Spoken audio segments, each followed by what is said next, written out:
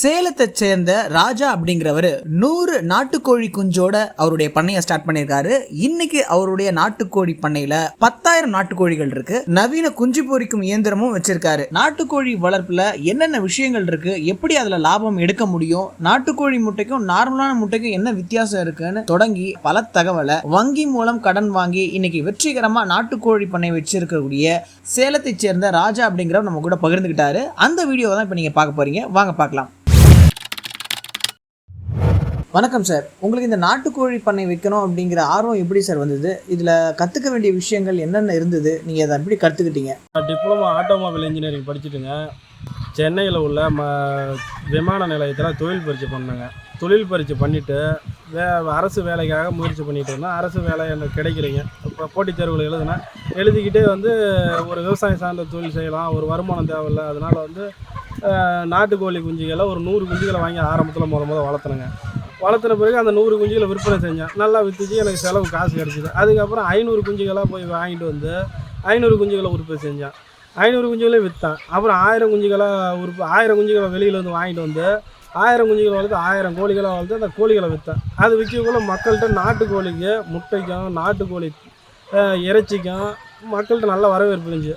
இது நல்லா இருக்கேன்னு சொல்லிட்டு நான் என்ன பண்ணேன், அதிகப்படுத்தலான்னு விரும்பக்குள்ள நாட்டுக்கோழி அதிகமாக வளர்க்கலான்னு விரும்பக்குள்ள என்கிட்ட பொருளாதார வசதி இல்லாதக்குள்ள சரி பேங்க் போய் அணுகுனேன்.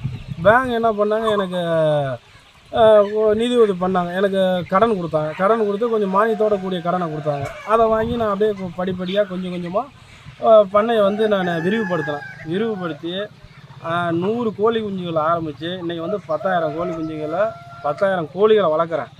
வெளியில் கோழி குஞ்சுகள் வாங்கிட்டு இருந்தேன். 100, 200, 500, 1000, 2000 வரைக்கும் வெளியில் கோழி குஞ்சுகள் வாங்கினேன். கோழி குஞ்சுகள் விலை அதிகமாக இருந்தாலும் கோழி குஞ்சுகள் வாங்குற இடத்துல தரமில்லாத கோழி குஞ்சுகள், நோய் தொற்றோடு உள்ள கோழி குஞ்சுகளாக இருந்ததுனால என்னால் அதை வெற்றிகரமாக கோழி குஞ்சுகளை வாங்கி வளர்க்க முடியல. அதற்காக என்ன பண்ணேன், ஒரு 1000 தாய் கோழிகளை உற்பத்தி பண்ணி அதற்கான இணையான தாய் கோழிக்கு இணையான தரமான நாட்டுக்கோழி சேவல்களை விவசாயிகள்கிட்ட நேரடியாக ப்ரீடிங் நானே ப்ரீடர் மாதிரி வாங்கி தனியாக ஒரு பண்ணை அமைச்சு அந்த பண்ணையில் தாய் கோழி சேவல்கள் இரண்டையும் ஒன்றா சேர்த்து அதில் வர முட்டை எடுத்து வாடகை கொண்டு போய் சேலம் பகுதியில் கொடுத்து வாடகை கொண்டு போய் கொடுத்து குஞ்சு பறித்தாங்க.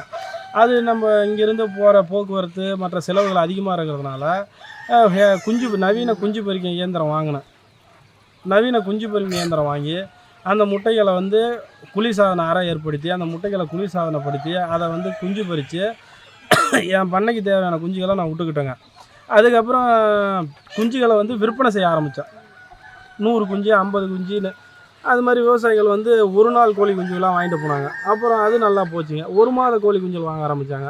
இப்போ நான் 1 நாள் கோழி குஞ்சுகள், 1 மாத கோழி குஞ்சுகள், குஞ்சு பறிக்கிறதுக்கு தேவையான முட்டை இதெல்லாம் கொடுக்குறேங்க. அது இல்லாத இறைச்சிக்கு நான் வளர்க்குற கோழி இறைச்சிக்கு தேவையான நாட்டுக்கோழிகள், உணவுக்கு தேவையான நாட்டுக்கோழி முட்டை இதையெல்லாம் நான் மொத்தமாக உற்பத்தி செய்து சில்லறை விலையில் குறைந்த விலையில் நேரடியாக கொடுக்குறேங்க. இப்போ நீங்கள் இந்த கோழிகள்லாம் ஒரு கோழி குஞ்சுனா 1 நாள் கோழி குஞ்சு எவ்வளோன்னு விற்கிறீங்க, அது 1 மாத கோழி குஞ்சுனா எவ்வளோ விற்கிறீங்க அது சொல்லுங்கள். 1 நாள் கோழி குஞ்சுகளை இந்த சூழ்நிலையில் 25 ரூபா இன்னைக்கு நிலமையில் கொடுக்குறேங்க. 1 மாத கோழி குஞ்சுகளை 100 ரூபான்னு கொடுத்துட்ருக்கேங்க. இதன் மூலிமா நீங்கள் அந்த கோழி குஞ்சுகள் விற்பனை செய்கிறதன் மூலிமா உங்களுக்கு ஓரளவுக்கு மாதத்துக்கு எவ்வளோ வருமானம் வரும்? ஒரு 30,000 40,000 வரைக்கும் கோழி குஞ்சு விற்பனை வருமானம் வருதுங்க. சரிங்க. இப்போ இந்த இறைச்சி கோழிகள்லாம் எப்படி விற்கிறீங்க, எங்கெங்கே சந்தைப்படுத்துகிறீங்க, அதன் மூலிமா உங்களுக்கு மாதம் எவ்வளோ வருது, எவ்வளோ கோழிகள் விற்பனை பண்ணுறீங்க? நாங்கள் எங்கள் பண்ணையில் வளர்க்குற நாட்டுக்கோழியை நேரடியாக சின்ன சேலத்தில் நாட்டுக்கோழி இறைச்சி கடைன்னு வச்சு நடத்துகிறாங்க. அங்கே நாட்டுக்கோழிகளை மட்டுமே தாங்க விற்பனை செய்கிறோம். நாட்டுக்கோழி முட்டை, நாட்டுக்கோழி இரண்டுக்கு மட்டுமே எங்கள் பண்ணையோட பேர்லேயே நாட்டுக்கோழி கடை இறைச்சி கடை வச்சுருங்க. அந்த இறைச்சி கடையில் உயிர் கோழி 300 ரூபாயினோ, கறி 400 ரூபாயினோ, அந்த கறிக்கு 1 கிலோ கறிக்கு 4 முட்டை ஃப்ரீனோ நேரடியாக எங்கள் கஸ்டமருக்கு நாங்கள் இப்போ கடந்த 5 ஆண்டுகளாக கொடுத்துட்டு இருக்கோங்க. அதன் மூலிமா உங்களுக்கு அதன் மூலிமா எங்களுக்கு ஒரு கணிசமான வருமானம். எங்கள் உற்பத்தி செய்கிற கோழி நாங்களே விற்பனை செஞ்சு கணிசமான லாபம் கிடைக்குதுங்க. அது இல்லாத கோழி கடைங்க இறைச்சி கடை வச்சு நடத்துகிறவங்க நேரடியாக எங்கள்கிட்ட வாங்கிட்டு போய் அவங்க வச்சு விற்கிறாங்க. ஆனால் இப்போ நாட்டுக்கோழி முட்டைனா மக்கள்கிட்ட நல்ல ஒரு மதிப்பு பெற்றிருக்கு. எல்லாரும் அதை விரும்பி சாப்பிட்றாங்க. இப்போ நமக்கு ஒரு கோழி முட்டையை பார்த்தோன்னே இது நாட்டுக்கோழி முட்டை, இது இல்லை நாட்டுக்கோழி முட்டை இல்லாத மாற்றி ஏதோ கலர் பண்ணி விற்கிறாங்க அப்படின்றது எப்படி நான் கண்டுபிடிக்கிறது? நாட்டுக்கோழி முட்டைங்கிறதுங்க 30 கிராம்லேருந்து 45 கிராம் வரைக்கும் உள்ளதாங்க சைஸ் இருக்கும். இது வந்து முட்டை வந்து லேசாக ப்ரௌன் கலரில் இருக்குங்க நாட்டுக்கோழி முட்டை. இந்த கலர் செய்த முட்டை வந்து பெரிய சைஸாகவும் கலர் ரொம்ப நல்ல திக்கான கலராகவும் ப்ரௌன் கலரில் இருக்கும். அது நாட்டுக்கோழி முட்டை கிடையாதுங்க. அதை நீங்கள் வந்து முட்டையை வேவிக்கக்குள்ளே கலர் மாறிடும். உள்ளே நீங்கள் சாப்பிடக்குள்ள சுவை வந்து நம்ம குறைவாக இருக்கும் சுவை. நாட்டுக்கோழி முட்டைக்கான சுவை இருக்காது. இது போல் நீங்கள் கண்டுபிடிக்கலாங்க.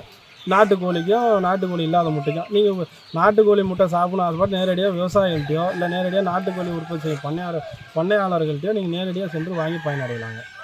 ஒரு நாள் கோழி குஞ்சுங்க இது. கேச்சரி வந்து குஞ்சு பறித்த உடனே ஒரு 22 நாள் 25 நாள் இது உள்ளே வச்சுருப்போம். இதில் வச்சு ஒரு குளிர் காலமாக இருந்தால் 12 நாள் வச்சு 60 வாட்ஸ் குண்டு பல் போட்டு ஒரு கூண்டுக்கு 40 குஞ்சு விட்டு பகல் நேரங்களில் இரவு நேரங்கள்லேயும் இதை வெப்பத்திலே வச்சுருப்போம். தீவனம் கொடுப்போம். தண்ணி நிப்புள்ள ஹைஜீனிக்காக நிப்புள்ள தண்ணி குடிச்சிக்குது. நிப்புள்ள கொஞ்சம் தண்ணி குடிச்சிக்கும். நியூஸ் பேப்பரில் போட்டோம்னா ஒரு 4 நாள் 5 நாளைக்கு நியூஸ் பேப்பரில் தீனி சாப்பிட்டுக்கும். 4-5 நாள் கழிச்சு நியூஸ் பேப்பர் எடுத்துட்டோம்னா இந்த சந்து வழியாக எச்சம் கீழே விழுந்துடும். இந்த எதுக்கு நியூஸ் பேப்பர் போட்டிருக்கோம், இந்த நெகலாம் கால்லாம் ரொம்ப மெலிசாக இருக்குல்ல, கொஞ்சம் பெருசாக வர வரைக்கும் அதுக்காக நியூஸ் பேப்பர் போட்டு இந்த தீவனம் போடுறோம்.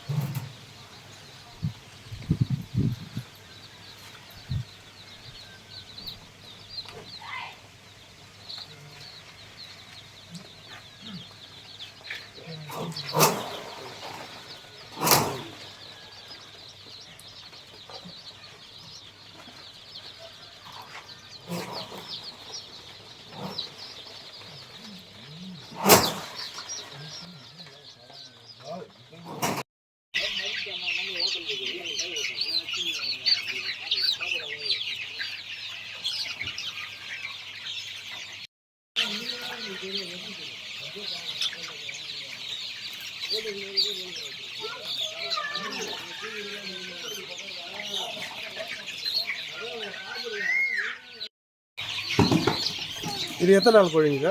இது வந்து 1 மாதத்துக்கு.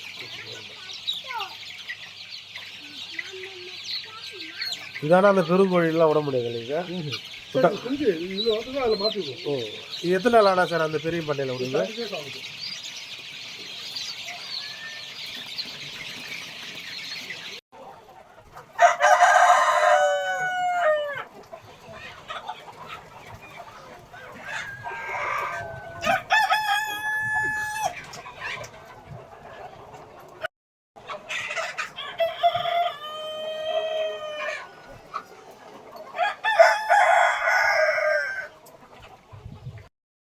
அப்படியே போயிட்டு வா.